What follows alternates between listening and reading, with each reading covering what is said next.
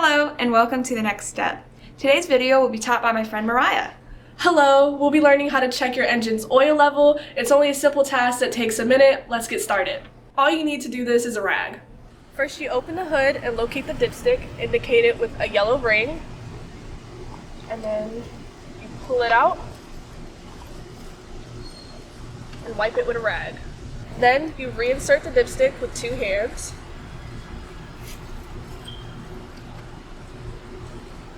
And you pull it out again. Dipsticks usually have a groove, line, or point to indicate the normal level of oil. Look to see where the sheen of the oil ends. If it's above this line, you're fine to keep on driving. If it's below, it's necessary to get an oil change. If it's black, dark brown, or watery, it's necessary to get an oil change. While it's possible to change your oil at home, the mechanic usually includes other free services under that price. Thank you for watching, and I hope you found this helpful.